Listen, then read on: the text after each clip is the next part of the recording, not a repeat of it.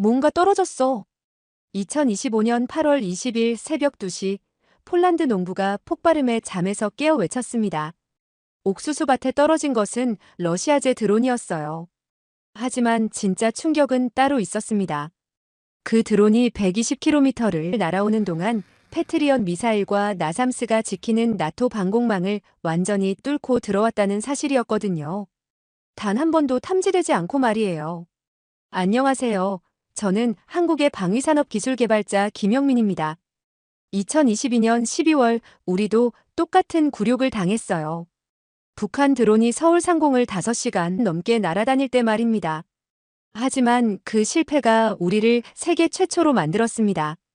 2,000원으로 드론을 격추하는 레이저 무기를 실전 배치한 나라로 말이에요. 지금 폴란드는 우리 기술을 배우려 하고 있습니다. 뚫린 하늘을 다시 봉합하는 방법을 알고 있는 건 한국뿐이거든요. 그 농부가 외친 한마디가 어떻게 폴란드 방공 시스템을 바꿀 수 있을까요? 그리고 한국은 정말 새로운 해답을 찾았을까요? 이제 그 이야기를 시작합니다. 그 전에 잠깐 구독과 좋아요를 눌러주시면 영상 제작에 큰 힘이 됩니다. 지난 2025년 8월 20일 새벽 2시 폴란드의 한 조용한 농촌 마을에서 예상치 못한 일이 벌어졌어요. 루블린주 오신이라는 작은 마을의 옥수수밭에서 갑작스러운 폭발음이 울려 퍼졌습니다. 주민들이 잠에서 깨어나 밖으로 나와보니 농지 한복판에 지름 6m, 깊이 50cm의 분화구가 생겨 있었어요. 이것은 단순한 사고가 아니었습니다. 폴란드 당국의 조사 결과 이란제 샤헤드 드론을 러시아가 개조한 계란 자폭 드론이 그대로 날아들어 터진 것이었어요. 값으로 따지면 몇천만 원 정도의 드론 하나가 평온했던 시골 마을을 순식간에 전장으로 바꿔놓은 겁니다. 더욱 놀라운 사실은 이 드론이 120km 이상을 비행하면서 단 한 번도 탐지되지 않았다는 점입니다. 폴란드는 패트리엇 미사일과 나삼스 같은 첨단 방공 시스템을 갖추고 있어요. 그런데 이런 시스템들이 모두 무용지물이 되었습니다. 제가 이 사건에 주목하는 이유는 단순합니다. 이것이 우연한 사고나 오발이 아니라 치밀하게 계획된 전략적 시험이었기 때문이에요. 러시아는 나토의 방공망에 어떤 허점이 있는지 정확히 파악하고 있었고 그 약점을 노렸습니다. 폴란드 국방장관 브와디스와프 코시니아카미슈는 우크라이나와 러시아 간 평화협상이 진행되는 중요한 시점에 이런 도발이 벌어졌다며 강하게 항의했어요. 하지만 이미 일어난 일을 되돌릴 수는 없었습니다. 더 심각한 문제는 이런 침투가 언제든 다시 일어날 수 있다는 점이었어요. 드론이 떨어진 지점은 우크라이나 국경에서 120km, 벨라루스에서도 100km나 떨어진 곳입니다. 이는 단순히 길을 잃고 표류한 드론이 아니라는 의미예요. 폴란드 군 작전사령부는 우크라이나나 벨라루스에서 영공 침범 사례가 기록되지 않았다고 발표했지만 그것이 오히려 더 큰 문제였습니다. 기존 방공 레이더는 고속으로 비행하는 대형 항공기를 탐지하도록 설계되었어요. 하지만 지표면 50m 이하로 천천히 날아오는 작은 드론은 완전히 다른 차원의 위협입니다. 나무와 지형, 건물에 반사되는 전파 때문에 레이더 화면에는 공백만 나타나게 되는 거죠. 이 사건을 보면서 저는 2022년 12월 북한 드론이 우리 영공을 침범했을 때를 떠올렸습니다. 당시 한국도 마찬가지로 탐지와 대응에 모두 실패했어요. 하지만 우리는 그 실패를 교훈 삼아 새로운 길을 찾고 있습니다. 현재 유럽의 상황을 보면 기존 방공 개념으로는 이런 새로운 위협에 대응하기 어렵다는 것이 명확합니다. 고가의 패트리엇 미사일로 값싼 드론을 요격하는 것은 경제성 면에서도 지속 가능하지 않아요. 폴란드 사건에서 가장 충격적인 부분은 바로 이것이었습니다. 120km 이상을 비행한 드론이 단 한 번도 탐지되지 않았다는 사실 말이에요. 폴란드는 나토 동맹국 중에서도 방공시설이 잘 갖춰진 나라입니다. 패트리엇 PAC-3 미사일 시스템과 노르웨이산 나삼스 중거리 대공 미사일을 보유하고 있어요. 이런 첨단 시스템들이 러시아제 드론 하나를 놓친 겁니다. 제가 분석해본 결과 문제의 핵심은 기존 방공 레이더의 설계 철학에 있었어요. 현재 유럽의 방공망은 냉전 시대의 위협을 상정하고 구축되었습니다. 당시 주요 위협은 고속으로 비행하는 전투기나 폭격기, 그리고 탄도미사일이었죠. 하지만 드론은 완전히 다른 특성을 가지고 있습니다. 첫째, 비행고도가 매우 낮아요. 지표면에서 50m 이하로 날아오는 경우가 대부분입니다. 둘째, 비행 속도가 느려요. 시속 50에서 100km 정도로 새나 경한 공기와 비슷한 속도로 움직입니다. 기존 레이더 시스템은 이런 저속, 적어도 표적을 감지하는 데 한계가 있어요. 지형과 건물에 의한 전파 반사 때문에 클러터라고 불리는 잡음이 많이 발생하거든요. 레이더 운용자 입장에서는 진짜 위협과 색 그리고 기상현상을 구분하기가 매우 어렵습니다. 더욱 심각한 문제는 현재 폴란드가 운용하는 방공 레이더 대부분이 기계식 단면 레이더라는 점이에요. 이런 레이더는 한 번에 한 방향만 감시할 수 있어서 전체 영공을 동시에 모니터링하기 어렵습니다. 드론이 레이더가 다른 방향을 보고 있을 때 침투하면 탐지가 불가능해지는 거죠. 폴란드군 관계자들이 우크라이나나 벨라루스에서 영공, 침범이 기록되지 않았다고 발표한 것도 바로 이런 이유 때문입니다. 레이더가 감지하지 못했으니 공식적으로는 침범 사례가 없는 것으로 기록될 수밖에 없어요. 러시아는 이런 방공망의 취약점을 정확히 간파하고 있었습니다. 샤헤드 드론의 비행 경로를 분석해보면 지형 지물을 최대한 활용해 레이더 사각지대로 침투한 것을 알 수 있어요.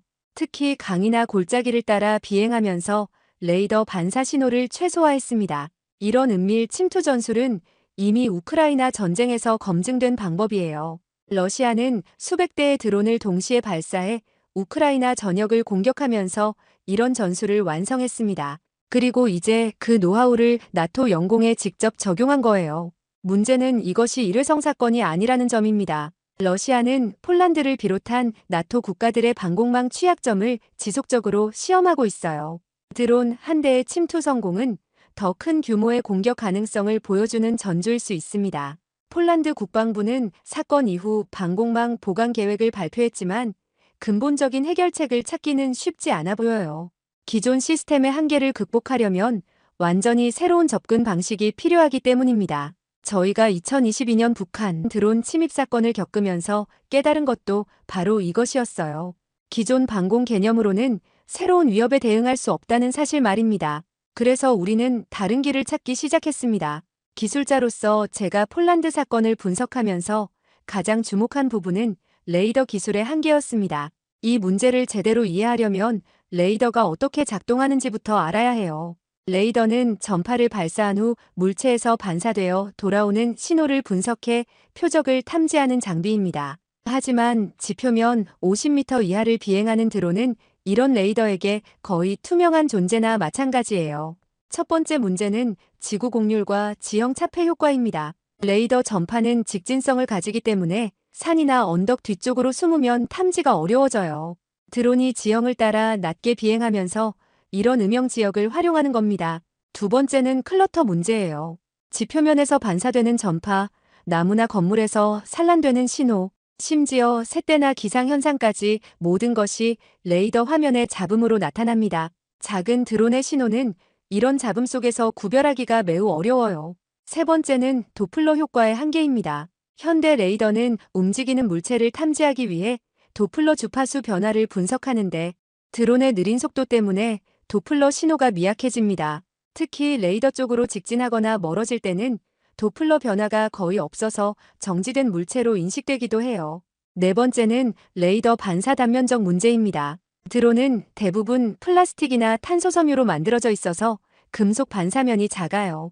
특히 샤헤드 같은 드론은 스텔스 특성까지 고려해 설계되어 있습니다. 폴란드가 보유한 패트리엇 시스템의 AN/MPQ-65 레이더를 예로 들어보겠습니다. 이 레이더는 탄도미사일을 탐지하도록 설계된 고성능 장비지만 적어도 소형 표적 탐지에는 한계가 있어요. 특히 지표면 클러터가 많은 환경에서는 성능이 크게 저하됩니다. 나삼스 시스템의 MPQ-64F1 센티넬 레이더도 마찬가지예요. 이 레이더는 전투기나 크루즈 미사일 탐지에는 우수하지만 드론 같은 저속 소형 표적에는 취약점을 보입니다. 더 심각한 문제는 현재 폴란드의 방공망이 각각 독립적으로 운용되고 있다는 점이에요.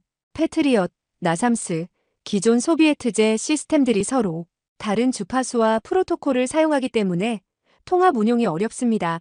이런 상황에서 러시아는 매우 영리한 전술을 사용했어요.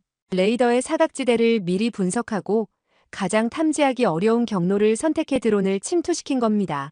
마치 체스를 두는 것처럼 상대방의 약점을 정확히 노린 거죠. 한국도 비슷한 문제를 겪었습니다.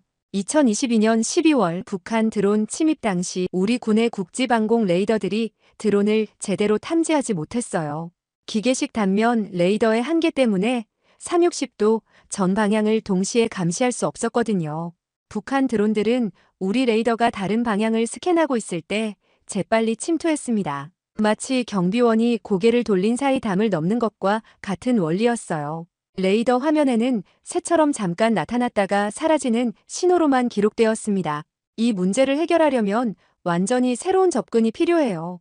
사면 고정용 위상 배열 레이더로 360도를 동시에 감시하거나 인공지능을 활용해 클러터 속에서 드론을 구별하는 기술이 필요합니다. 또한 레이더만으로는 한계가 있으니 전자광학 센서, 음향 탐지기, RF 신호 분석기 등을 복합적으로 활용해야 해요. 결국 폴란드 사건은 기존 방공 개념의 한계를 명확히 보여준 사례입니다. 20세기 기술로 21세기 위협에 대응하려다 보니 생긴 공백이었죠.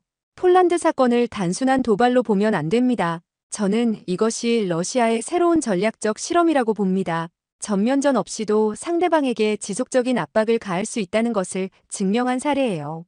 기존 전쟁의 개념을 생각해 보세요.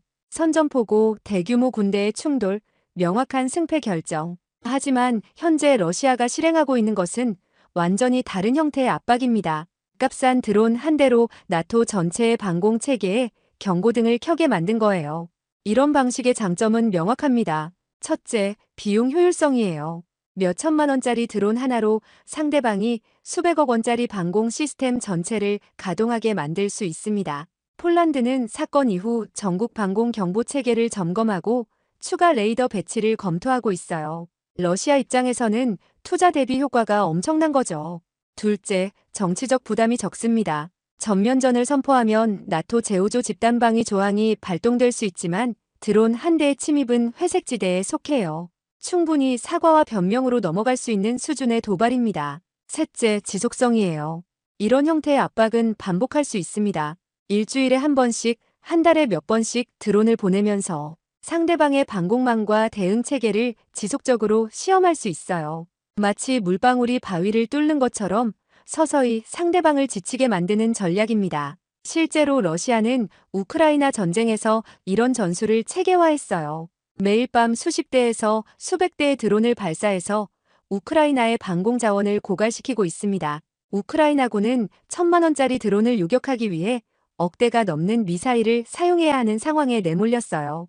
이런 비대칭 전략의 핵심은 가격 불균형입니다. 공격하는 쪽은 저비용으로 지속적인 위협을 가할 수 있지만 방어하는 쪽은 고비용의 자원을 계속 소모해야 해요. 장기적으로는 방어하는 쪽이 경제적으로 지칠 수밖에 없는 구조입니다. 폴란드 사건도 이런 맥락에서 이해해야 해요. 러시아는 나토의 대응 능력과 피로도를 측정하고 있는 겁니다.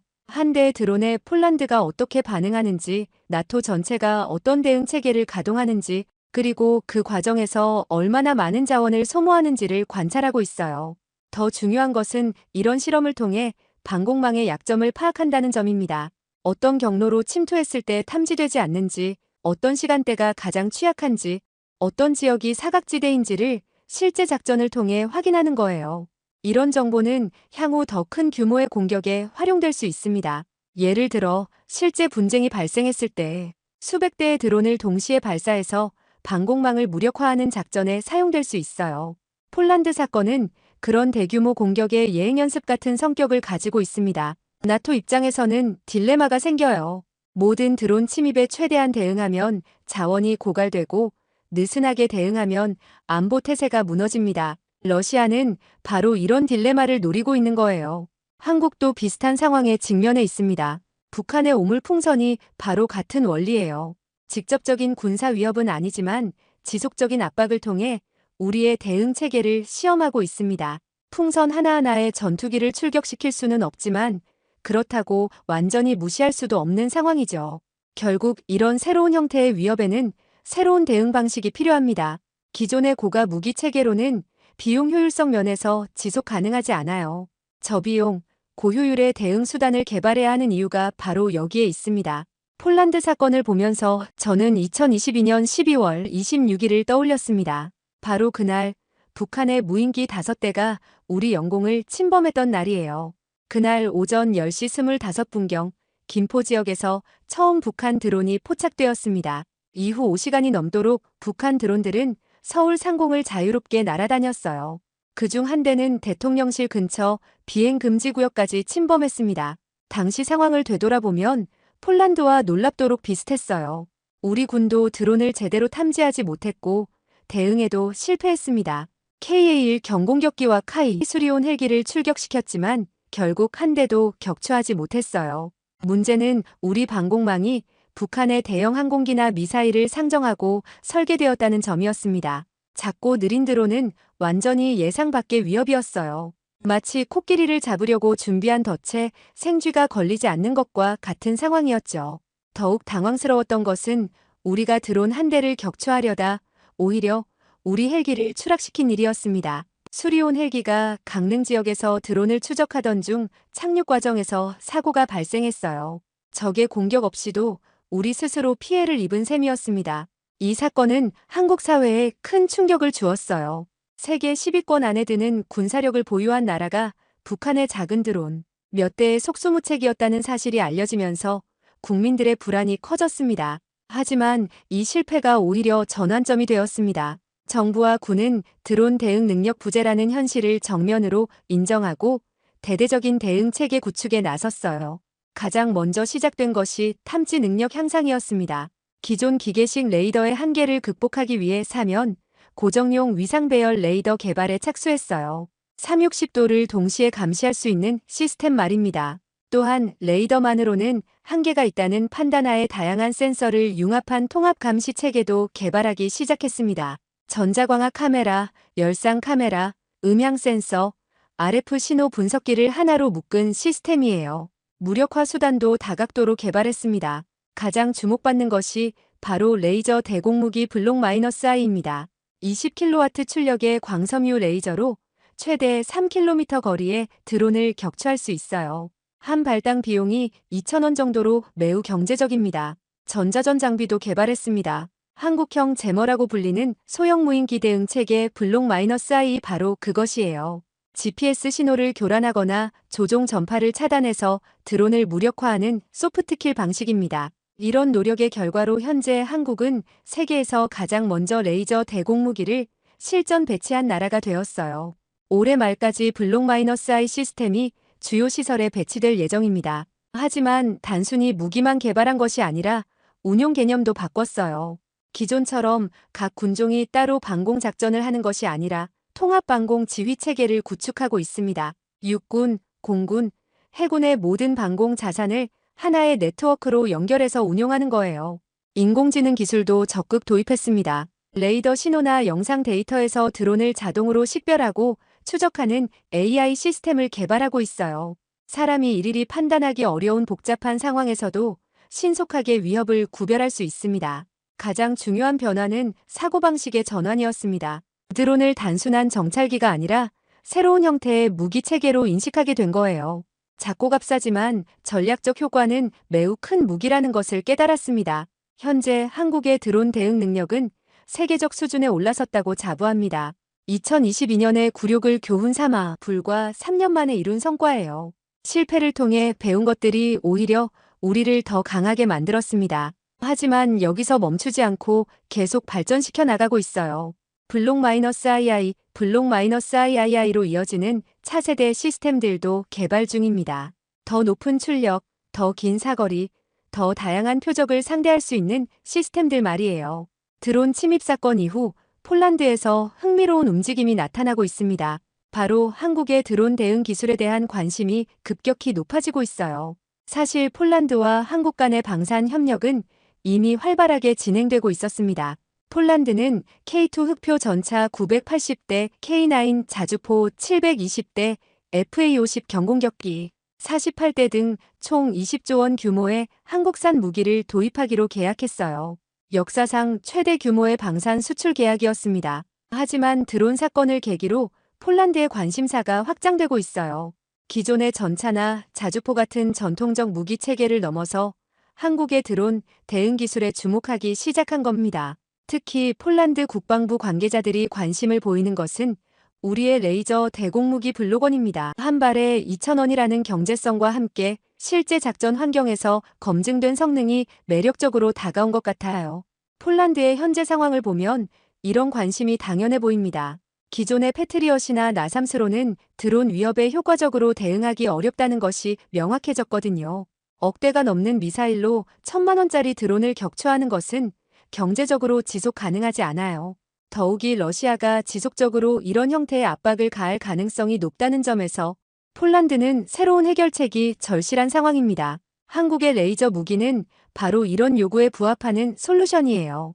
폴란드 측에서 특히 주목하는 것은 운용 비용입니다. 레이저 무기는 전기만 공급되면 계속 사용할 수 있어서 장기적으로는 기존 미사일 방어 체계보다 훨씬 경제적이에요.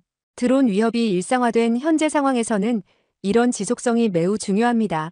또한 한국의 전자전 장비인 소형 무인기 대응 체계에도 관심을 보이고 있어요. 물리적으로 파괴하지 않고도 드론을 무력화할 수 있는 소프트킬 방식이 매력적인 것 같습니다. 특히 민간 지역에서는 파편 위험이 없는 전자전 방식이 더 적합하거든요. 폴란드가 한국 기술에 관심을 보이는 또 다른 이유는 신뢰성입니다. 한국은 실제로 북한의 위협에 직면해 있는 상황에서 이런 기술들을 개발했어요. 실전 경험을 바탕으로 한 기술이라는 점에서 신뢰도가 높습니다. 게다가 한국의 기술 이전 정책도 폴란드에게 매력적이에요.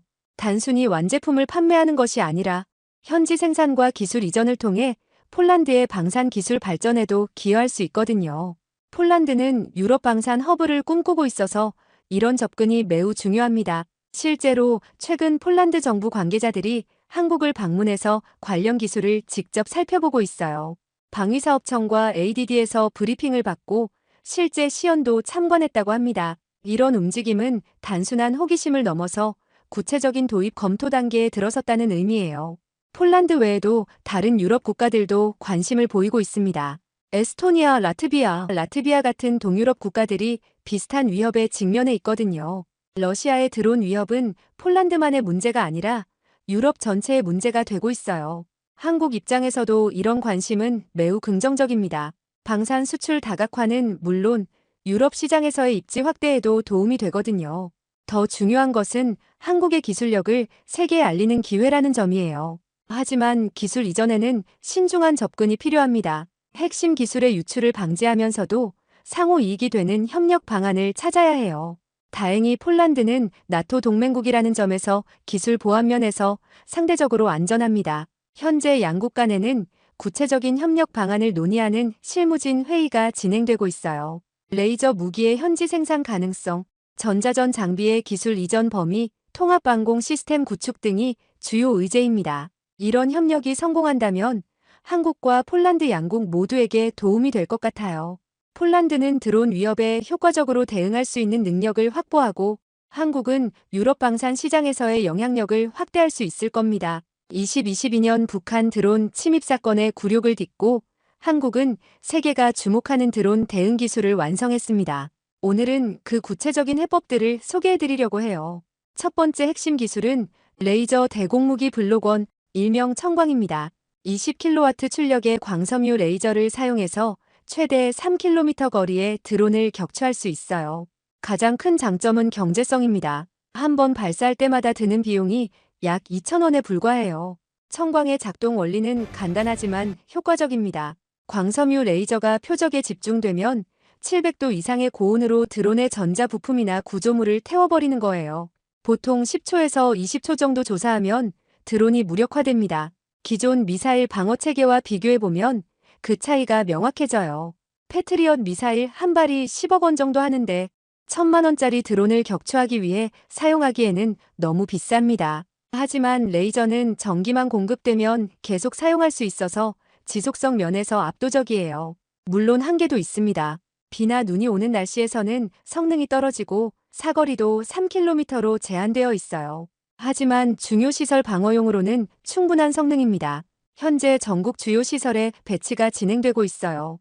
두 번째 핵심 기술은 소형 무인기 대응 체계, 일명 한국형 제머입니다. 이것은 물리적으로 드론을 파괴하지 않고 전파 교란으로 무력화하는 소프트킬 방식이에요. GPS 신호를 차단하거나 조종 전파를 교란해서 드론이 제어를 잃게 만듭니다. 이 시스템의 장점은 부수적 피해가 없다는 점이에요. 민간 지역에서 드론을 격추할 때 파편이 떨어질 위험이 없거든요. 드론은 제어를 잃고 자동으로 착륙하거나 추락하게 됩니다. 세 번째는 AI 기반 통합 감시 체계입니다. 레이더, 전자광학 카메라, 열상 카메라, 음향 센서를 하나로 묶고 인공지능으로 분석하는 시스템이에요. 각각의 센서가 가진 한계를 상호 보완해서 탐지 성능을 크게 향상시켰습니다. 특히 AI 기술이 핵심이에요. 레이더 신호에서 새와 드론을 구별하거나 카메라 영상에서 의심스러운 움직임을 감지하는 작업을 자동으로 수행합니다. 사람이 24시간 감시하기 어려운 상황에서도 지속적으로 경계를 유지할 수 있어요. 네 번째는 통합방공 지휘 체계입니다. 육군, 공군, 해군의 모든 방공 자산을 하나의 네트워크로 연결해서 실시간으로 정보를 공유하고 협조작전을 펼칠 수 있어요. 드론 하나를 여러 부대가 동시에 추적하면서 가장 효과적인 대응 방안을 선택할 수 있습니다. 이런 시스템들이 조화롭게 작동하면서 드론 방어의 새로운 패러다임을 만들었어요. 단일 무기 체계로 모든 문제를 해결하려는 기존 방식에서 벗어나 여러 시스템이 유기적으로 연결된 네트워크 방어 개념을 도입한 겁니다. 실제 성능도 입증되었습니다. 올해 초 실시된 종합시험에서 청광은 날아오는 드론 30대를 연속으로 격추했어요.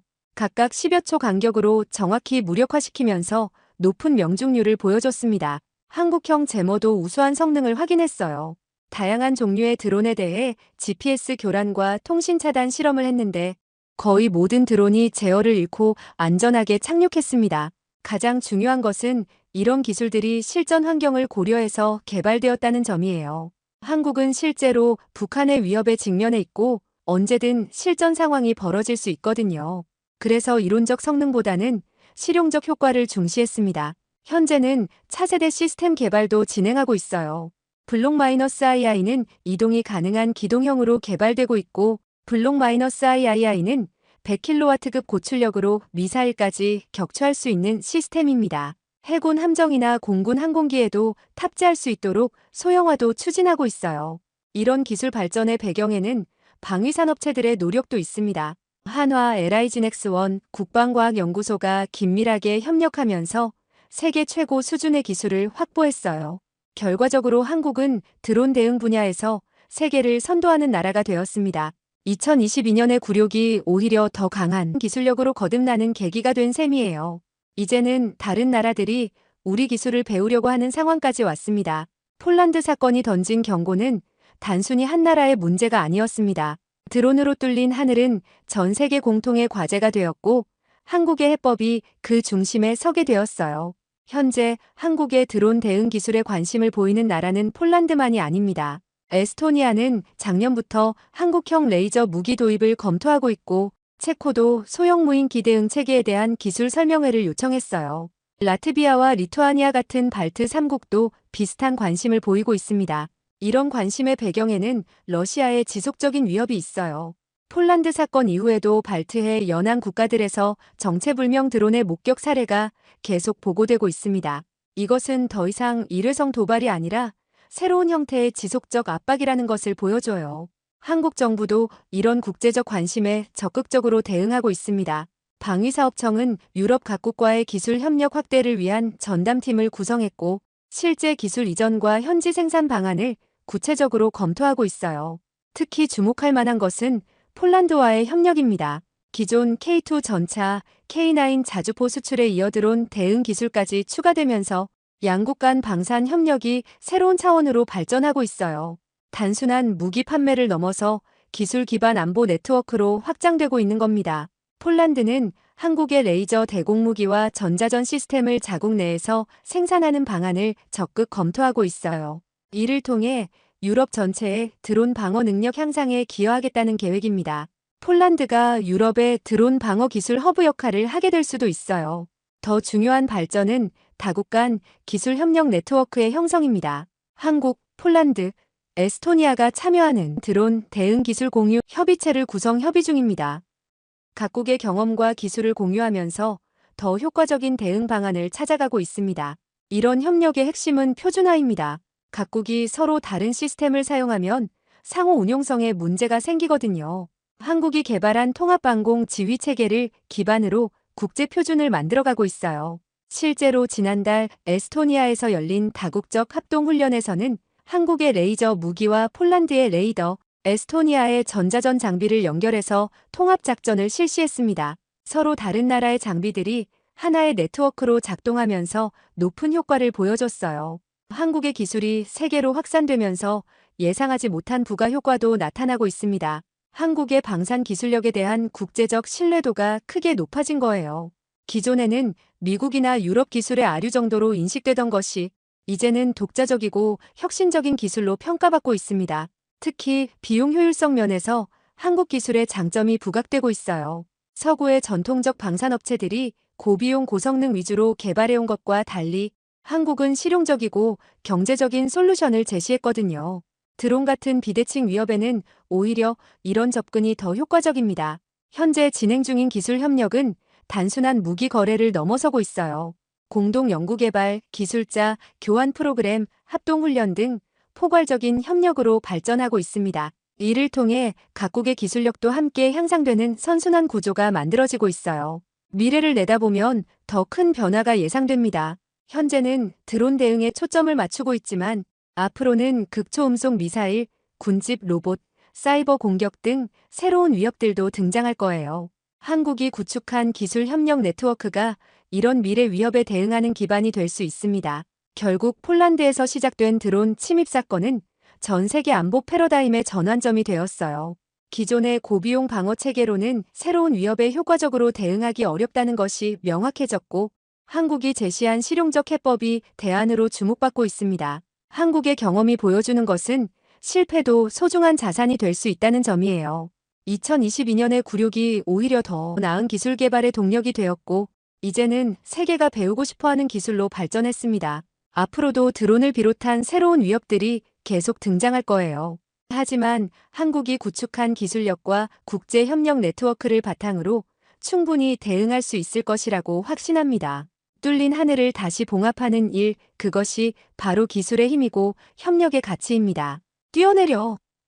제가 이렇게 절망적으로 외치게 될 줄은 꿈에도 몰랐습니다. 50톤짜리 K2 전차가 시속 40km로 폭주하고 있었고 운전병의 생명이 위험에 처해 있었거든요. 하지만 그보다 더 충격적이었던 건 이 모든 일이 누군가의 치밀한 계획이었다는 사실이었어요. 안녕하세요. 저는 폴란드 국방부 품질관리 실장 아그네스 비엘스카입니다. 지금부터 들려드릴 이야기는 단순한 기술 결함으로 시작되었지만 결국 국가 안보를 뒤흔든 거대한 음모의 전말입니다. 그 전에 잠깐 구독과 좋아요를 눌러주시면 영상 제작에 큰 힘이 됩니다. 모든 것은 지난 2022년 가을 한국에서 도입한 K2 전차에서 시작되었어요. 그때만 해도 저는 이것이 그저 품질 문제라고 생각했습니다. 하지만 진실은 훨씬 더 어둡고 위험했어요. 그날은 평소와 다를 바 없는 화요일 오후였어요. 브라니에보 기지의 차가운 가을바람이 사무실 창문을 덜그덕거리게 만들고 있었을 때 갑자기 제 책상 위 빨간 전화기가 요란하게 울렸습니다. 긴급 상황에만 사용하는 직통 전화였죠. 실장님, 즉시 현장에 나와주셔야 합니다. 목소리의 주인은 현장 책임자 토마시였어요. 그의 목소리에는 평소에는 들을 수 없었던 당황스러움이 섞여 있었습니다. 저는 서류를 내던지고 급히 밖으로 나갔어요. 기지 한복판에서는 이미 6대의 K2 전차 주변으로 기술진들이 우왕좌왕하고 있었습니다. 엔진에서 뿜어져 나오는 하얀 증기, 삐걱거리며 멈춰선 포탑, 그리고 무전기에서 새어나오는 잡음만이 가득했어요. 도대체 무슨 일입니까? 저는 숨을 헐떡이며 물었습니다. 토마시가 손에 쥔 체크리스트를 흔들며 대답했어요. 1시간 전부터 동시에 시작됐습니다. 엔진 냉각수 온도가 100도를 넘나들고 통신 장비는 아예 먹통이 됐어요. 포탑은 보시다시피 완전히 멈춰버렸습니다. 제 가슴 속에서 뭔가가 꿈틀거렸어요. 바로 그거였습니다. 역시 그럴 줄 알았다는 생각 말이에요. 아무리 한국이 세계적인 기술 강국이라지만 독일의 레오파드나 미국의 에이브람스와 어떻게 비교하겠어요? 특히 우리나라처럼 영하 20도까지 내려가는 혹독한 겨울을 견딜 수 있을지 늘 의심스러웠거든요. 하지만 뭔가 이상했어요. 6대가 동시에, 그것도 서로 다른 부위에서 각각 다른 결함이. 저는 현장을 돌아보며 세부 사항들을 점검했습니다. 첫 번째 전차에서는 엔진실에서 기름 타는 냄새가 났고, 두 번째는 무전기 스피커에서 계속 기계음만 나왔어요. 세 번째 전차의 포탑은 완전히 고착되어 수동으로도 움직이지 않았습니다. 마치 누군가가 의도적으로 각기 다른 방식으로 망가뜨린 것 같았어요. 저는 즉시 사무실로 돌아가 한국 현대로템에 전화를 걸었습니다. 국제전화 연결음이 길게 울리는 동안 저는 이미 머릿속으로 상황을 정리하고 있었어요. 한국 측에서 당황하며 변명을 늘어놓는 모습을 상상하니 은근히 기대되기도 했습니다. 여보세요. 아그네스 실장님이시죠? 전화기 너머로 유창한 영어가 들려왔어요. 저는 현대로템 기술지원 차장 이동현입니다. 상황을 들었습니다. 즉시 기술팀을 파견하겠습니다. 예상과 달리 그들의 반응은 침착했어요. 변명이나 핑계 대신 오히려 적극적으로 나서겠다는 자세였습니다. 이상했지만 어쨌든 좋은 일이었죠. 언제 오실 수 있습니까? 내일 아침 일찍 바르샤바에 도착할 예정입니다. 5명의 전문가가 함께 갑니다. 전화를 끊고 나서 저는 창밖을 바라보며 생각에 잠겼어요. 뭔가 석연치 않았습니다. 이렇게 큰 문제가 생겼는데 한국 측이 너무 차분했다는 점, 그리고 하필이면 6대가 동시에 서로 다른 결함을 보인다는 점. 그때 정비 총괄과장인 미하우 카진스키가 사무실로 들어왔어요. 그의 얼굴에는 묘한 미소가 떠 있었습니다. 실장님 들었습니다. 한국 기술자들이 온다면서요? 네, 내일 아침에 도착합니다. 굳이 그럴 필요가 있을까요? 미하우가 의자에 앉으며 말했어요. 우리도 충분히 할 수 있는데 말입니다. 아니, 오히려 우리가 직접 해야 하지 않을까요? 이건 우리의 자존심 문제이기도 하거든요. 그 순간 저는 결심했어요. 미하우의 말이 맞았습니다. 왜 우리 폴란드 기술진들이 외국인들의 도움을 받아야 합니까? 우리에게도 충분한 실력이 있는데 말이에요. 다음 날 아침 이동현 기술지원 차장을 비롯한 한국 기술진 5명이 바르샤바 공항에 도착했어요. 저는 공항에서 그들을 만났는데 이상하게도 그들의 표정에는 걱정보다 확신이 서려 있었습니다. 마치 이미 문제가 무엇인지 알고 있다는 듯한. 실장님, 정말 감사합니다만 저는 정중하게 말했어요. 우리 자체 기술진만으로도 충분히 해결할 수 있을 것 같습니다. 먼 길 오셨는데 죄송합니다. 이동현 차장의 얼굴에 당황스러운 표정이 스쳤어요. 잠시 뭔가 말하려다가 결국 정중하게 고개를 숙였습니다. 알겠습니다. 하지만 언제든 도움이 필요하시면 연락주세요. 그날 밤 저는 사무실에서 늦게까지 남아 계획을 세웠어요. 창밖으로 보이는 어둠 속에서 K2 전차들이 거대한 그림자를 만들고 있었습니다. 내일부터는 우리만의 힘으로 이 문제를 해결해 보이겠다고 다짐했어요. 하지만 그때 저는 몰랐습니다. 이 결정이 앞으로 벌어질 끔찍한 사건들의 시발점이 될 줄은. 그리고 진짜 적이 전혀 다른 곳에 숨어 있다는 사실도 말이에요. 한국 기술자들을 돌려보낸 지 사흘이 지났을 때 저는 제 결정을 후회하기 시작했어요. 조립장은 그야말로 아수라장이었습니다. 미하우 카진스키가 이끄는 폴란드 기술진들은 한국어로 번역된 매뉴얼을 붙잡고 씨름하고 있었지만 상황은 점점 더 나빠지고 있었어요. 번역 프로그램으로 돌린 듯한 어색한 문장들 때문에 기술자들은 혼란에 빠져 있었습니다. 이게 도대체 무슨 말입니까? 베테랑 기술자 파웰이 매뉴얼을 흔들며 소리쳤어요. 엔진 블록 분리시 주의사항이라고 써 있는데 정작 어떤 볼트를 먼저 풀어야 하는지는 안 나와 있어요. 더 심각한 문제는 전차들이 전혀 예상대로 움직이지 않는다는 것이었어요. 첫 번째로 수리를 마쳤다고 생각한 전차에 시동을 걸자 엔진은 돌아갔지만 포탑이 제멋대로 회전하기 시작했습니다. 마치 누군가 원격 조종하는 것처럼 말이에요. 멈춰, 멈춰. 조작자가 비명을 질렀지만 포탑은 계속 돌아갔어요. 결국 긴급 정지 버튼을 눌러서야 멈출 수 있었습니다. 두 번째 전차는 더 기괴했어요. 시동은 걸렸지만 기어가 전혀 들어가지 않았습니다. 변속 레버를 아무리 조작해도 전진도 후진도 되지 않았어요. 마치 거대한 철덩어리가 되어버린 것 같았습니다. 제일 큰 문제는 세 번째 전차였어요. 모든 시스템이 정상적으로 작동하는 것처럼 보였는데 갑자기 무전기에서 이상한 신호가 나오기 시작했습니다. 째깍째깍하는 모르스 부호 같은 소리였어요. 저게 뭔 소리죠? 제가 물었을 때 통신 전문가인 야쿠비 얼굴을 찌푸리며 대답했어요. 모르겠습니다. 우리 주파수가 아닌데 어디선가 신호를 받고 있는 것 같아요. 사흘째 되던 날 마침내 심각한 일이 벌어졌습니다. 오전 10시경 훈련장에서 네 번째로 수리한 전차의 시험 운행을 하고 있었어요. 운전병 마렉이 조심스럽게 전차를 움직이고 있었는데 갑자기 전차가 멈추더니 엔진 소리가 이상하게 변했습니다. 뭔가 잘못됐어요. 마렉이 무전기로 외쳤어요. 조향이 안 돼요. 그 순간 전차가 갑자기 급발진 가속하기 시작했습니다. 마치 누군가 엑셀러레이터를 끝까지 밟은 것처럼 말이에요. 마렉은 브레이크를 밟았지만 전차는 멈추지 않았어요. 뛰어내려. 저는 확성기를 잡고 소리쳤습니다. 폭주하던 전차는 훈련장에 주차해둔 다른 전차 2대와 부딪혔어요. 다행히 큰 충돌은 아니었지만 세 대 모두 외부 장갑과 부품들이 손상되었습니다. 마렉이 간신히 해치해서 뛰어내렸을 때는 이미 전차가 가속도를 잃고 정지하고 있었어요. 하지만 문제는 부상자들이었습니다. 마렉은 뛰어내리면서 어깨를 다쳤고 근처에서 작업하던 기술자 파웰이 충돌 충격으로 넘어지면서 머리를 부딪혔어요. 또 다른 정비병 한 명도 파편에 맞아 팔에 상처를 입었습니다. 의무팀, 부상자가 있어요.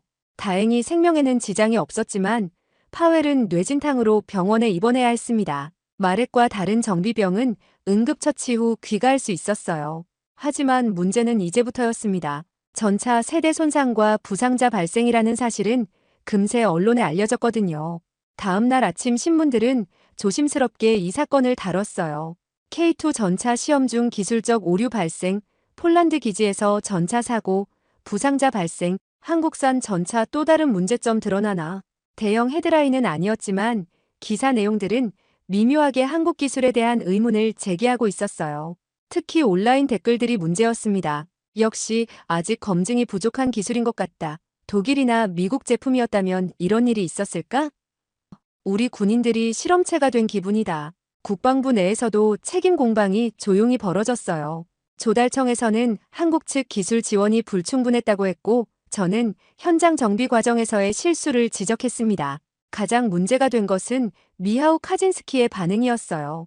그는 회의에서 조심스럽게 말했습니다. 실장님, 이번 일로 보면 아무래도 우리만의 힘으로는 한계가 있는 것 같습니다. 하지만 한국 기술자들과의 협력도 생각만큼 원활하지 않고요. 무슨 말입니까? 매뉴얼 번역 문제도 있고 문화적 차이로 인한 소통 문제도 있어요. 게다가 이런 사고까지 생기면 혹시 애초에 이 계약 자체가 성급했던 건 아닐까요? 저는 당황했어요. 미하우가 이렇게 공개적으로 의문을 제기하는 건 처음이었거든요. 하지만 그의 말에도 일리가 있었습니다. 그날 밤 저는 사무실에서 늦게까지 남아 상황을 정리해봤어요. 분명히 뭔가 잘못되고 있었지만 정확히 무엇이 문제인지 파악하기 어려웠습니다. 단순한 기술적 실수인지 아니면 더 근본적인 문제가 있는 것인지 그리고 왜 이런 일들이 계속 반복되는 것인지 말이에요. 그날 밤 저는 사무실에 홀로 남아 창밖을 바라보고 있었습니다. 훈련장에서는 아직도 사고 전차에서 나온 연기가 피어오르고 있었어요. 전화기가 울렸을 때 저는 또 다른 비난 전화일 거라고 생각했습니다. 하지만 전화기 너머로 들려온 목소리는 예상과 달랐어요. 실장님, 한국 대사관입니다. 상황을 들었습니다. 원하신다면 저희 기술진이 다시 지원하겠습니다. 저는 잠시 말을 잃었어요. 이런 상황에서도 그들이 먼저 연락을 해오다니. 정말입니까? 네, 이동현 차장이 내일 아침 도착할 예정입니다. 이번엔 혼자 옵니다. 전화를 끊고 나서 저는 복잡한 심정이 들었어요. 자존심은 상했지만 더 이상 사고가 일어날 수는 없었거든요. 하지만 이상했습니다.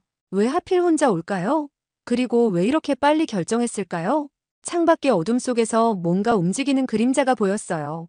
누군가 사고 현장 주변을 어슬렁거리고 있었습니다. 경비병일까요? 아니면 그때는 몰랐어요.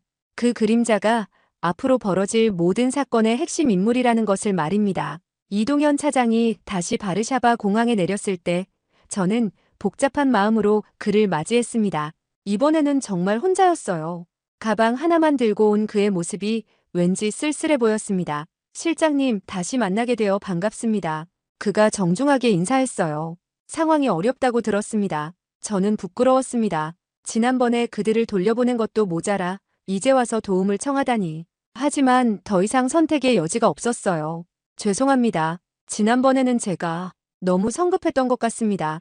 괜찮습니다. 이해합니다. 이동현 차장은 담담하게 대답했어요. 사고 현장부터 봐야겠네요. 기지로 돌아와서 저는 그에게 지난 며칠간의 상황을 자세히 설명했습니다. 폭주한 전차, 제멋대로 돌아가는 포탑, 이상한 모르스 부호. 그런데 신기하게도 그는 전혀 놀라지 않았어요. 마치 예상하고 있었다는 듯이 말입니다. 혹시 매뉴얼은 어떤 것을 사용하셨습니까? 미하우 카진스키가 두꺼운 번역본을 가져왔어요. 이동현 차장은 첫 페이지를 펼쳐보더니 고개를 저었습니다. 아, 이것 때문이었군요. 무슨 문제라도 이 번역본은 우리가 제공한 게 아닙니다. 누군가 별도로 만든 것 같은데. 그가 페이지를 넘기며 말했어요. 여기 보세요. 전기 배선도가 완전히 뒤바뀌어 있어요. 저는 깜짝 놀랐습니다. 뒤바뀌었다고요? 네, 빨간색과 파란색 선이 바뀌어 있습니다. 이렇게 연결하면 시스템이 반대로 작동할 수밖에 없어요. 전진 신호가 후진이 되고 포탑 좌회전이 우회전이 되죠. 미하우의 얼굴이 새하얗게 질렸어요. 그럼 우리가 지난 사흘 동안 잘못된 방법으로 수리하고 계셨던 거죠. 게다가 여기 주파수 설정도 틀렸네요. 이 주파수는 우리 군용 주파수가 아니라 민간 라디오 채널이에요. 그래서 이상한 모르스 부호가 들렸던 것이었습니다. 누군가 의도적으로 잘못된 정보를 넘겨준 것이었어요. 이동현 차장은 가방에서 노트북을 꺼내며 말했습니다. 정확한 매뉴얼을 다운로드 해드리겠습니다. 하지만 그 전에 혹시 누가 이 번역본을 제공했는지 아십니까? 저는 미하우를 바라봤어요. 그의 얼굴에 이상한 표정이 스쳤습니다. 마치 뭔가 숨기고 있다는 듯한. 조달 과정에서 받은 건데 정확히 누구한테서인지는 기억이 안 나네요. 이상했습니다. 미하우는 평소 모든 서류를 꼼꼼히 관리하는 사람이었거든요. 그런 그가 이런 중요한 매뉴얼의 출처를 모른다고? 이동현 차장은 2시간 만에 첫 번째 전차를 점검했어요. 잘못 연결된 배선을 바로잡고 시스템을 재설정하니 전차는 정상적으로 작동했습니다. 포탑도 제대로 돌아갔고 통신 장비도 깨끗한 음성이 나왔어요. 이렇게 간단한 문제였다니. 저는 중얼거렸습니다. 간단하다기보다는 매뉴얼을 거꾸로 해석하신 겁니다. 이동현 차장이 설명했어요. 마치 누군가 의도적으로 잘못 가르쳐준 것처럼 말이죠. 그 말을 듣는 순간 저는 소름이 돋았어요. 정말로 누군가 의도적으로 우리를 속인 것일까요? 나머지 전차들도 같은 방식으로 빠르게 수리되었습니다. 오후 6시가 되기 전에 모든 전차가 정상 상태로 돌아왔어요. 정말 감사합니다. 저는 진심으로 말했습니다. 제가 너무 오만했던 것 같아요. 아닙니다. 충분히 이해할 수 있는 반응이었어요. 이동현 차장이 미소 지으며 대답했습니다. 하지만 한 가지 궁금한 게 있습니다. 무엇인가요? 이 잘못된 매뉴얼. 누군가 일부러 만든 것 같거든요. 이렇게 정교하게 틀릴 수는 없어요. 마치 전차가 오작동하도록 설계한 것 같습니다. 저는 그제야 깨달았어요. 문제의 뿌리가 한국 기술이 아니라 우리 내부에 있었다는 것을, 그리고 누군가 의도적으로 한국과 폴란드 사이를 갈라놓으려 했다는 것을 말입니다. 그날 밤 저는 오랫동안 잠들지 못했어요. 머릿속에서는 계속 같은 질문이 맴돌았습니다. 도대체 누가 왜 이런 일을 벌인 걸까요? 그리고 더 중요한 것은 이것이 정말 끝일까요? 아니면 더 큰 계획의 일부일까요? 창밖으로 보니 또다시 그 수상한 그림자가 어둠 속을 움직이고 있었습니다. 이번에는 확실히 보였어요. 동양계 남성이었습니다. 전차 문제가 해결되자 기지 안은 다시 평온을 되찾는 듯 보였습니다. 하지만 저는 안심할 수 없었어요. 의도적으로 조작된 매뉴얼, 그리고 계속 목격되는 수상한 인물. 뭔가 더 큰 일이 벌어지고 있다는 직감이 들었거든요. 이동현 차장이 한국으로 돌아간 지 사흘째 되는 날 저는 야간 순찰을 나서기로 했습니다. 공식적으로는 보안 점검이었지만 실제로는 그 동양계 남성을 찾기 위해서였어요. 오후 11시 기지는 고요했습니다. 초병들이 지정된 구역을 돌고 있었고 대부분의 건물은 불이 꺼진 상태였어요. 저는 손전등을 끄고 어둠 속에서 조심스럽게 움직였습니다. 그때였어요. 제3정비고 뒤편에서 희미한 불빛이 새어나오는 게 보였습니다. 누군가 안에 있었어요. 저는 숨을 죽이고 가까이 다가갔습니다. 창문 틈으로 들여다보니 정말 그 동양계 남성이 있었어요. 키는 보통이고 깔끔한 정장을 입고 있었는데 뭔가 전문적인 장비를 가지고 작업하고 있었습니다. 더 놀라운 건 그 옆에 있던 사람이었어요. 국방부 조달위원 스타니스와프 레셰크였습니다. 그는 몇 달 전 K2 전차 도입 심의에 참여했던 고위 관료였어요. 파일 전송은 끝났나? 레시크의 목소리가 들렸습니다. 거의 다 됐습니다. 기술 자료 대부분을 확보했어요. 동양계 남성이 유창한 영어로 대답했습니다. 하지만 핵심 데이터는 오프라인 서버에 있어서 접근이 어렵군요. 그건 내가 처리하겠다. 다음 주에 시스템 점검 명목으로 서버실에 들어갈 수 있거든. 저는 몸서리쳤습니다. 이들이 우리의 기밀을 빼돌리고 있었던 것이에요. 동양계 남성이 작은 USB를 레시크에게 건네며 말했습니다. 여기 연락처와 계좌 정보가 들어있어요. 작업이 끝나면 약속한 금액을 송금하겠습니다. 얼마나? 200만 달러. 베이징에서 직접 보낸 거예요. 베이징? 중국이었단 말인가요? 저는 더 가까이 다가가려 했지만 발밑에 깡통을 차고 말았어요. 철컥. 소음이 정적을 깨뜨렸습니다. 뭐지? 레시크가 경계하며 창가로 왔어요. 저는 급히 건물 모서리로 몸을 숨겼습니다. 심장이 너무 빨리 뛰어서 들킬까봐 걱정되었어요. 아무것도 없네. 고양이였나 봐. 잠시 후 레시크가 말했습니다. 조심해야 해요. 혹시 모르니까 오늘은 여기서 그만하죠. 동양계 남성의 목소리였습니다. 저는 그들이 나올 때까지 숨어 있었어요. 먼저 레시크가 나왔고 10분 후 동양계 남성도 조심스럽게 밖으로 나왔습니다. 그는 주차장으로 향했는데 그곳에는 렌터카로 보이는 검은색 세단이 있었어요. 차가 떠나간 후 저는 제3정비고 안으로 들어갔습니다. 컴퓨터 화면에는 여전히 뭔가 프로그램이 돌아가고 있었어요. 파일 전송 중이라는 메시지가 떠 있었고 진행률은 98%였습니다. 저는 급히 전원을 껐습니다. 그리고 주변을 살펴보니 바닥에 작은 종이가 떨어져 있었어요. 중국어로 뭔가 적혀 있었는데 제가 알아볼 수 있는 건 전화번호뿐이었습니다. 더 자세히 살펴보니 책상 위에 또 다른 USB가 있었어요. 아마 동양계 남성이 실수로 두고 간 것 같았습니다. 저는 그것을 주머니에 넣었어요. 다음 날 아침 저는 즉시 보안부서에 신고했습니다. 하지만 문제가 있었어요. 레시크는 국방부 고위 관료였고 단순히 수상하다는 이유만으로는 수사를 시작하기 어려웠거든요. 대신 저는 사이버 보안팀의 서버 점검을 요청했습니다. 놀랍게도 우리 시스템에 해킹 흔적이 발견되었어요. 지난 2달 동안 누군가 외부에서 접속해서 기술 자료를 빼가고 있었던 것입니다. 어떤 자료들이 유출되었습니까? 저는 사이버 보안팀장에게 물었어요. K2 전차의 설계도, 성능 데이터, 그리고 내부 매뉴얼이요. 바로 그거였어요. 우리에게 전달된 잘못된 매뉴얼의 정체가 드러났습니다. 해커들이 진짜 매뉴얼을 훔쳐간 후 의도적으로 조작한 가짜 매뉴얼을 우리에게 심어놓은 것이었어요. 그날 밤 저는 집에서 USB를 분석해봤습니다. 안에는 놀라운 내용들이 들어있었어요. 중국 브로커의 연락처, 거액의 송금 내역, 그리고 프로젝트 드래곤이라는 코드명으로 진행되고 있는 작전 계획이었습니다. 계획서에 따르면 목표는 한국과 폴란드 사이의 방산 협력을 파괴하고 K2 전차의 핵심 기술을 빼내는 것이었어요. 첫 번째 단계는 기술적 문제를 일으켜 폴란드 여론을 악화시키는 것, 두 번째는 혼란 중에 기술 자료를 탈취하는 것이었습니다. 그들의 계획은 거의 성공할 뻔했어요. 만약 이동현 차장이 돌아오지 않았다면 우리는 계속 잘못된 방법으로 전차를 수리했을 것이고 결국 한국과의 계약을 포기했을지도 모르거든요. 하지만 이제 알았으니 대응할 수 있었어요. 문제는 레시크였습니다. 그가 아직 서버실에 접근하기 전에 막아야 했어요. 저는 휴대폰을 들고 보안부서에 전화를 걸었습니다. 하지만 전화기를 귀에 대는 순간 등골이 오싹해졌어요. 창밖에서 누군가 저를 지켜보고 있었습니다. 바로 그 동양계 남성이었어요. 창밖의 동양계 남성과 눈이 마주쳤을 때 저는 온몸이 굳어버렸습니다. 하지만 그는 의외로 침착했어요. 오히려 제게 손을 흔들더니 차분히 사라져버렸습니다. 마치 이미 늦었다는 메시지를 전하는 것 같았어요.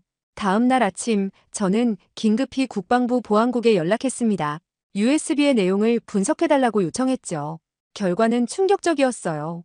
실장님, 이건 단순한 산업 스파이 활동이 아닙니다.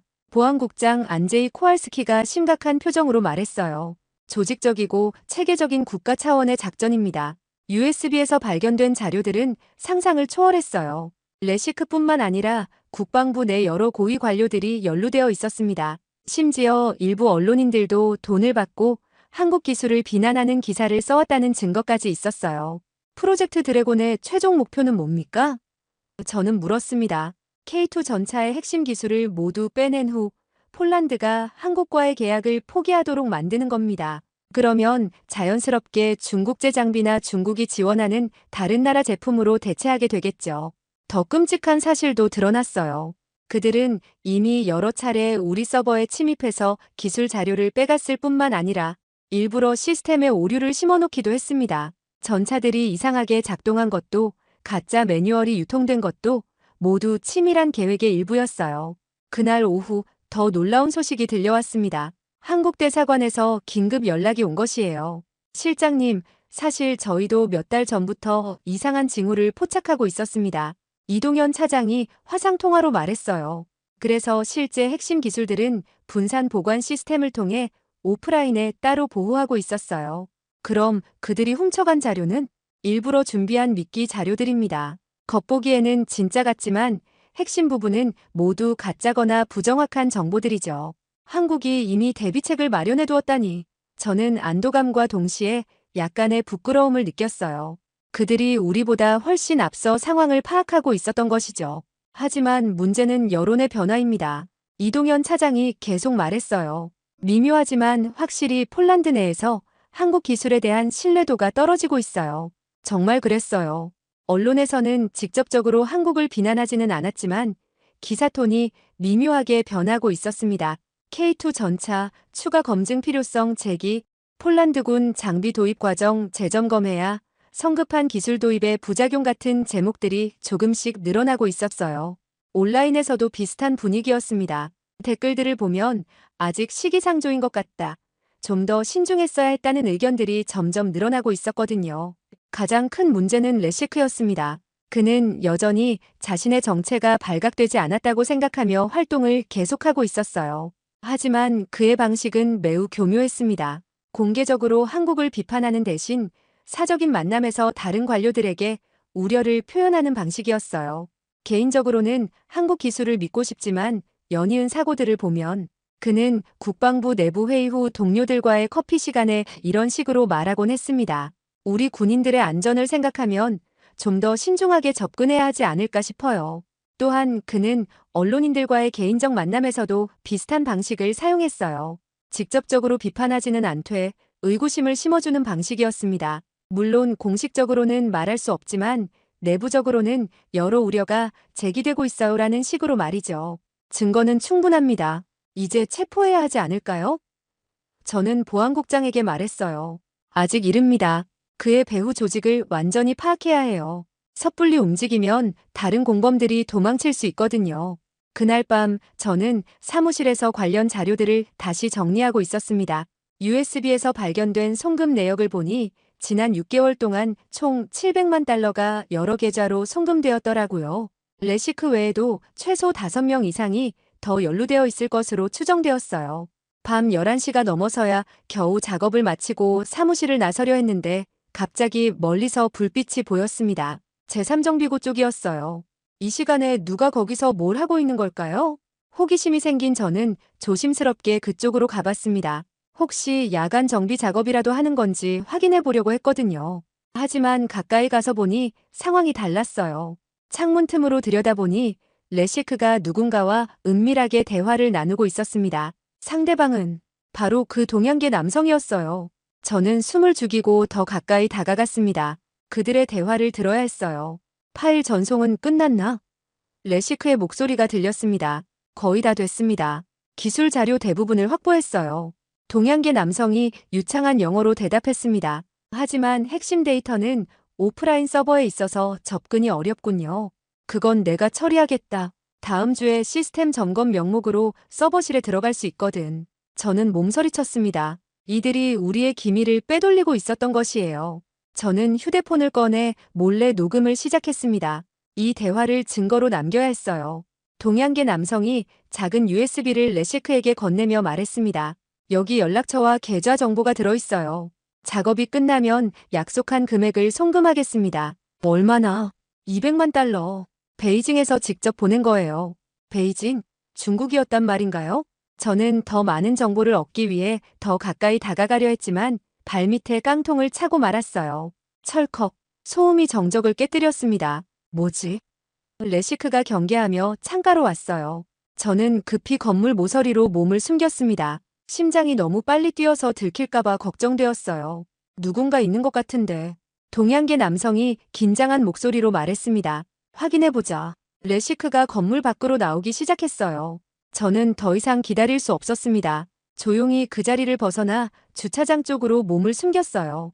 다행히 그들은 잠시 주변을 둘러보다가 다시 건물 안으로 들어갔습니다. 아무것도 없네. 고양이였나 봐. 잠시 후 레시크의 목소리가 들렸습니다. 조심해야 해요. 혹시 모르니까 오늘은 여기서 그만하죠. 동양계 남성의 목소리였습니다. 저는 그들이 완전히 사라질 때까지 숨어 있었어요. 레시크가 먼저 자신의 차로 가서 떠났고 10분 후 동양계 남성도 렌터카로 보이는 검은색 세단을 타고 사라졌습니다. 확실한 증거를 손에 넣었습니다. 휴대폰에 녹음된 그들의 대화는 모든 것을 증명해 주었어요. 다음 날 아침 저는 즉시 보안국에 긴급 상황을 보고했어요. 휴대폰에 녹음된 레시크와 중국 스파이의 대화 내용을 들려주자 보안국장은 충격을 받았습니다. 실장님, 이건 단순한 산업 스파이 활동이 아닙니다. 조직적이고 체계적인 국가 차원의 작전이에요. 하지만 문제가 있었어요. 레시크는 국방부 고위 관료였고 녹음 증거만으로는 즉시 체포하기에 법적으로 부족했거든요. 게다가 불법 도청으로 얻은 증거라는 문제도 있었습니다. 좀 더 확실한 증거가 필요합니다. 보안국장 안제이가 말했어요. 그들을 계속 감시하면서 법정에서 통할 수 있는 결정적 증거를 확보해야 해요. 저는 답답했지만 이해할 수 있었어요. 성급하게 움직였다가 증거 불충분으로 무죄 판결을 받으면 더 큰 문제가 될 수 있었거든요. 그날 오후부터 레시크에 대한 24시간 감시가 시작되었어요.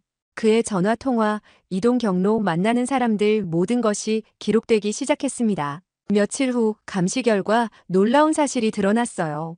레시크는 매우 조심스럽게 행동하고 있었지만 중국 측과의 연락은 계속 이어지고 있었습니다. 특히 암호화된 메신저를 통한 대화와 가상화폐를 이용한 송금 흔적들이 발견되었어요. 이제 패턴이 보입니다. 수사관이 보고했어요. 매주 화요일 저녁 8시에 정확히 연락을 주고받네요. 다음 화요일에 결정적 증거를 확보할 수 있을 것 같습니다. 하지만 레시크도 바보는 아니었어요. 아마 뭔가 수상하다는 것을 눈치챈 것 같았습니다. 평소보다 더 조심스럽게 행동하기 시작했고 일정도 자주 바꿨어요. 놈이 의심하기 시작했습니다. 감시팀장이 걱정스러운 표정으로 말했어요. 곧 완전히 지하로 숨어버릴지도 모르겠어요. 이제 확실해졌어요. 그들의 정체가 완전히 발각되었고 더 이상 숨길 것도 없었습니다. 진짜 전쟁이 시작된 것이에요. 레시크와 중국 스파이들이 도주한 지 이틀이 지났을 때 마지막 기회가 찾아왔습니다. 실장님, 긴급 상황입니다. 보안팀의 통신 분석관이 급히 달려왔어요. 레시크의 휴대폰에서 신호가 포착되었습니다. 도주한 줄 알았던 레시크가 아직 폴란드에 숨어 있었던 것이에요. 더 놀라운 것은 그가 중국 측과 마지막 거래를 진행하려 한다는 사실이었습니다. 놈들이 완전히 도주하기 전에 남은 기술 자료를 모두 빼가려는 것 같습니다. 안제이 국장이 설명했어요. 이번이 마지막 기회예요. 이걸 놓치면 영영 잡을 수 없어요. 실장님, 너무 위험합니다. 보안국장 안제이가 말했어요. 그들이 이미 실장님을 표적으로 삼았는데 바로 그래서 더 서둘러야 해요. 이번이 정말 마지막이에요. 저는 단호하게 대답했습니다. 레시크가 서버에 접근하기 전에 확실한 증거를 잡아야 합니다. 사실 저에게는 계획이 있었어요. USB에서 발견한 중국 브로커의 전화번호를 이용하는 것이었습니다. 그들이 다시 연락을 취할 가능성이 높았거든요. 이틀째 밤 드디어 기회가 왔어요. 보안팀의 도청 장비에서 수상한 통화가 포착되었습니다. 레시크가 누군가와 중국어로 통화하고 있었어요. 내일 새벽 2시에 만나자. 폐공장에서 통역관이 내용을 전해줬습니다. 마지막 파일을 넘겨주고 완전히 철수하겠다고 하네요. 폐공장이라니. 기지에서 10km 떨어진 옛 철강 공장을 말하는 것 같았어요. 완전히 버려진 곳이라 은신하기에는 제격이었죠. 이번에는 제대로 증거를 확보해야 합니다. 저는 보안팀에 말했어요. 영상과 음성을 모두 녹화할 수 있는 장비가 필요해요. 새벽 1시 30분, 저는 보안팀과 함께 폐공장으로 향했습니다. 이번 작전에는 총 6명이 참여했어요. 소형 카메라와 녹음기를 몸에 숨긴 저를 중심으로 나머지 팀원들은 각기 다른 위치에서 엄호와 감시를 담당했습니다. 실장님, 무전기 테스트 해보세요. 작전팀장 코발스키가 말했어요. 잘 들려요. 좋습니다. 우리는 건물 주변에서 대기하겠습니다. 위험하면 즉시 신호 주세요. 버려진 공장 건물은 으스스했어요. 깨진 창문들 사이로 찬바람이 휘파람을 불었고 녹슨 철골 구조물들이 달빛에 기괴한 그림자를 만들고 있었습니다. 어둠 속에서 기다리던 중 먼저 레시크가 나타났어요. 그는 평소보다 훨씬 긴장한 모습이었습니다. 계속 주변을 둘러보며 누군가 지켜보고 있는지 확인했어요. 10분 후 검은색 세단이 조용히 다가왔습니다. 차에서 내린 건 역시 그 동양계 남성이었어요. 하지만 이번에는 혼자가 아니었습니다. 키가 크고 나이가 더 많아 보이는 다른 동양계 남성이 함께 있었어요. 저는 숨을 죽이고 더 가까이 다가갔습니다. 운 좋게도 그들은 건물 밖에서 대화하기 시작했어요. 모든 준비는 끝났나? 나이 든 남성이 류창한 영어로 물었습니다. 네, 서버 접근 코드도 확보했고 마지막 파일들도 준비됐습니다. 레시크가 대답했어요. 하지만 비엘스카라는 여자가 뭔가 알아챈 것 같아요. 그건 우리가 처리하겠다. 당신은 약속대로 기술 자료만 넘기면 된다. 나이 든 남성이 가방에서 작은 장치를 꺼냈어요. 이걸로 서버의 모든 데이터를 복사할 수 있다. 단 10분이면 충분해. 베이징에서는 만족하고 있나요? 레시크가 물었습니다. 물론이다. 폴란드와 한국의 관계에 균열이 생기고 있고 K2 기술도 거의 손에 넣었으니까. 좋은 일은 천천히 해야 하는 법이지. 바로 그때였어요. 저는 녹음기를 작동시키며 더 선명하게 들으려 했는데 발밑에 나뭇가지를 밟고 말았습니다. 우드득. 소리가 정적을 깼어요. 뭐지? 세 사람이 동시에 제 방향을 보았습니다. 저는 더 낮게 몸을 숙였지만 이미 늦었어요. 젊은 동양계 남성이 손전등을 켜고 제 쪽으로 다가왔습니다. 거기 누구야? 저는 계획대로 후퇴하기 시작했어요. 보안팀의 지시에 따라 미리 정해둔 대피 경로를 따라 움직였습니다. 잡아! 레시크가 외쳤어요. 하지만 보안팀원들이 이미 각 출입구를 확보하고 있었습니다. 저는 폐공장의 복잡한 구조물들 사이로 안전하게 이동할 수 있었어요. 실장님, 북쪽 출구로 오세요. 차량이 대기 중입니다. 무전기에서 팀원의 목소리가 들려왔어요. 안전한 지점에 도달했을 때 갑자기 레시크의 목소리가 확성기를 통해 들려왔습니다. 실장님, 그만 나오세요. 우리도 이미 준비는 끝났어요. 보안팀장이 무전기로 지시했습니다. 놈들을 포위했습니다. 대화를 계속 유도해서 더 많은 정보를 확보하세요. 저는 숨어있던 위치에서 대답했어요. 무슨 소리예요? 우리는 이미 필요한 모든 자료를 확보했어요. 이제 폴란드를 떠날 시간이지만 그 전에 마지막 선물을 남겨두겠어요. 내일이면 모든 게 끝날 테니까. 마지막 선물이라니. 한국과의 계약이 완전히 무너지는 걸 보게 될 거예요. 이미 준비는 다 끝났거든요. 우리는 이미 필요한 모든 자료를 확보했어요. 바로 그때 보안팀장이 무전기로 지시했습니다. 충분한 정보를 확보했습니다.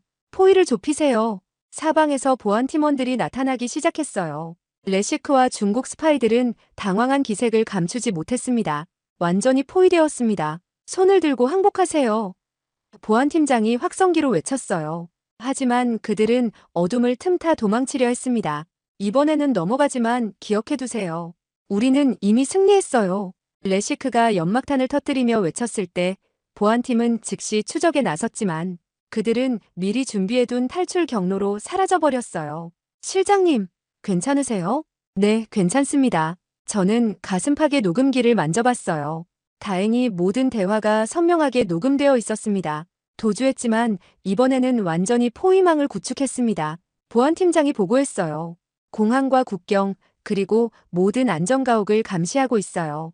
더 이상 도망칠 곳은 없을 겁니다. 비록 현장에서는 놓쳤지만 결정적인 대화는 모두 녹음되었어요.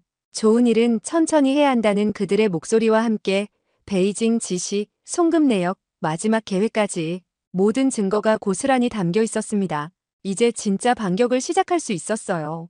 다음 날 아침 6시 폴란드 전역에서 두 번째 동시 수사가 시작되었어요. 이번에는 달랐습니다. 제가 폐공장에서 녹음한 결정적 증거와 함께 레시크의 새로운 은신처까지 정확히 파악한 상태였거든요. 첫 번째 수사에서 놓쳤던 실수를 반복하지 않기 위해 모든 준비를 완벽하게 마쳤어요. 꼼짝 마.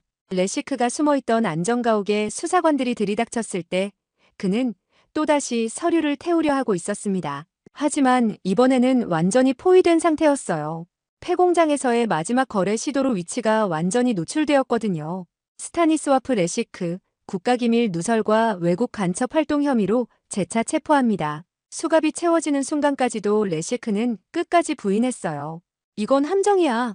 누군가 나를 모함하고 있어. 하지만 증거는 너무나 명백했습니다. 제가 녹음한 음성 파일에는 그의 목소리가 또렷하게 담겨 있었고 USB에서 발견된 송금 내역과도 정확히 일치했어요.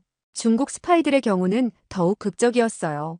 그들은 폐공장 거래 직후 즉시 국경을 넘으려 했지만 이미 모든 출입국 경로가 봉쇄된 상태였습니다. 바르샤바 공항에서 위조 여권으로 출국하려던 2명이 체포되었고 나머지 1명은 독일 국경 근처에서 검거되었어요. 계획 실패, 즉시 철수. 이미 늦은 짓이었죠. 체포된 스파이들의 휴대폰과 노트북에서는 엄청난 양의 증거가 쏟아져 나왔어요. 베이징과의 연락 기록, 송금 내역, 그리고 다른 유럽 국가들을 대상으로 한 유사한 작전 계획까지 모든 것이 확보되었습니다. 오후 2시 검찰이 긴급 브리핑을 열었어요. 지난 6개월 동안 중국 정보기관의 지시를 받은 스파이 조직이 우리나라에서 활동해왔습니다. 검찰총장이 발표했어요. 이들의 목적은 한국과 폴란드의 방산 협력을 파괴하고 K2 전차의 핵심 기술을 탈취하는 것이었습니다. 기자들 사이에서 웅성거리는 소리가 들렸어요. 누구도 이런 대규모 스파이 작전이 진행되고 있었다고는 상상하지 못했거든요. 레시크를 포함한 국방부 관료 5명이 거액을 받고 기밀을 누설했으며 일부 언론인들도 돈을 받고 한국을 비난하는 기사를 작성한 것으로 밝혀졌습니다. 그 순간 제 휴대폰이 울렸어요. 한국 대사관에서였습니다. 실장님, 놀라운 일이군요. 이제 모든 진실이 드러났네요. 이동현 차장의 목소리였어요. 정말 죄송합니다. 저희가 너무 어리석었어요. 아닙니다. 오히려 실장님 덕분에 더 큰 피해를 막을 수 있었어요. 만약 그들의 계획이 성공했다면 폴란드뿐만 아니라 다른 유럽 국가들과의 협력도 모두 무너졌을 테니까요. 저녁 뉴스는 이 사건으로 도배되었어요. 중국 스파이 조직의 정체, 한국 기술은 결함이 없었다. 조작된 여론과 매수된 관료들이라는 헤드라인들이 쏟아져 나왔습니다.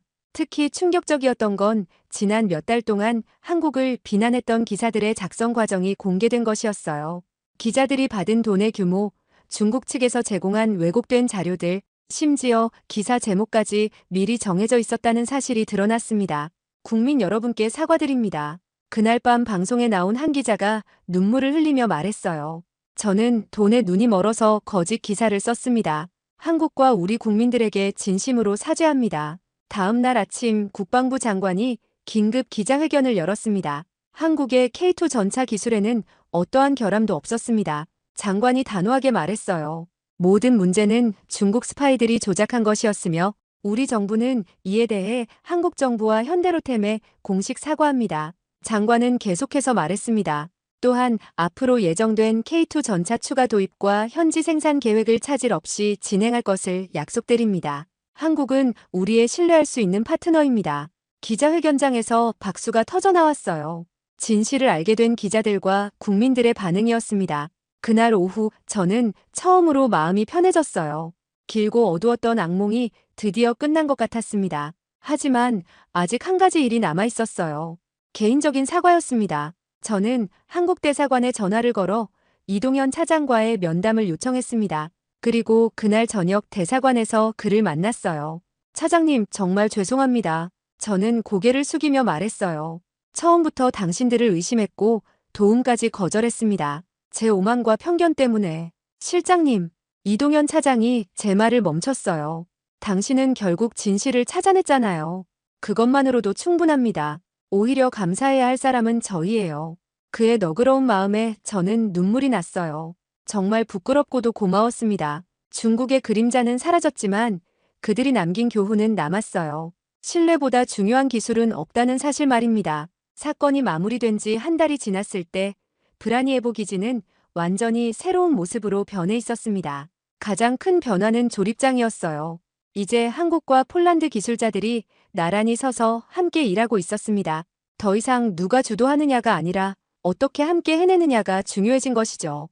이 부품은 이렇게 연결하시면 됩니다. 이동현 차장이 폴란드 기술자에게 친절하게 설명하고 있었어요. 아, 그렇게 하는 거군요.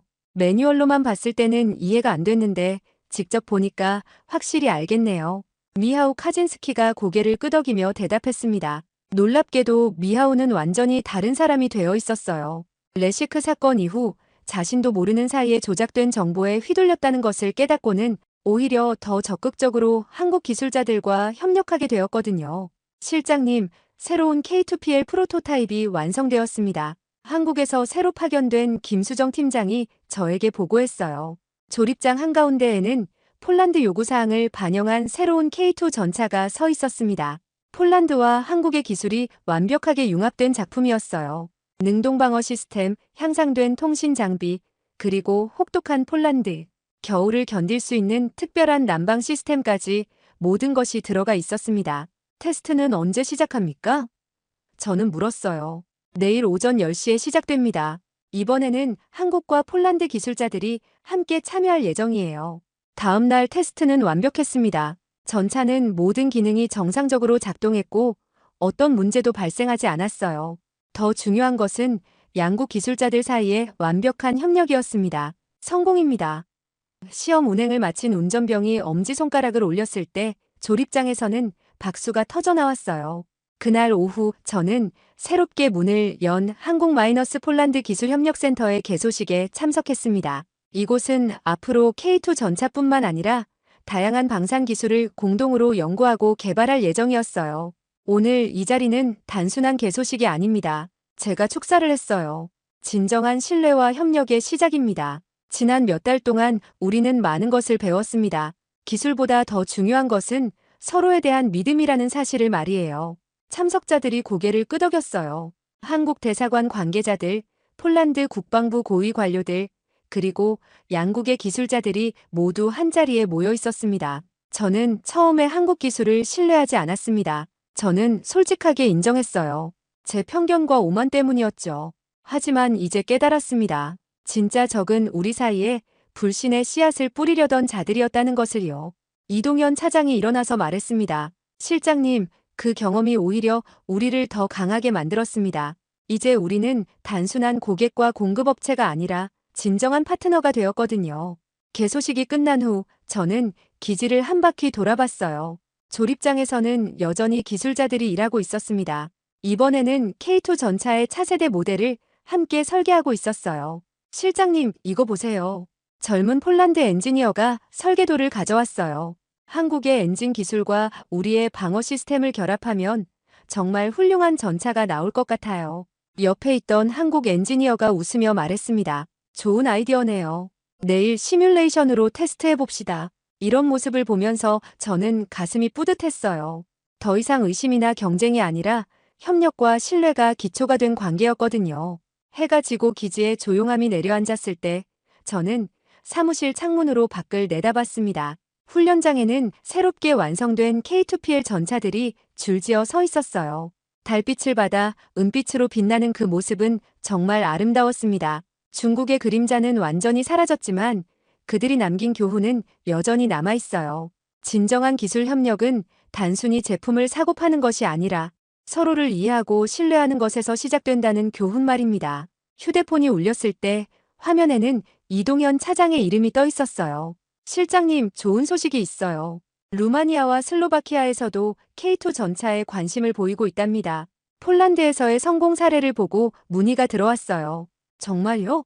그럼 우리가 만든 협력 모델이 다른 나라들에게도 도움이 될 수 있겠네요. 네, 바로 그겁니다. 이제는 폴란드가 유럽 내 K2 기술의 허브 역할을 하게 될 것 같아요. 전화를 끊고 나서 저는 속으로 다짐했습니다. 앞으로는 의심이 아니라 협력으로, 편견이 아니라 이해로 모든 일을 해나가겠다고 말이에요. 창밖으로 새벽이 밝아오고 있었습니다. 새로운 하루, 새로운 협력이 시작되는 아침이었어요. 진짜 적은 사라졌지만 진짜 동맹은 이제 막 시작됩니다.